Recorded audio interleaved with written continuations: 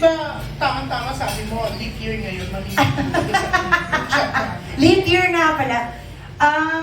Oo naman, pero kasi, dati kasi, when I was much younger, syempre yung naiinip ka, nag-ahanap ka, you go out of your way.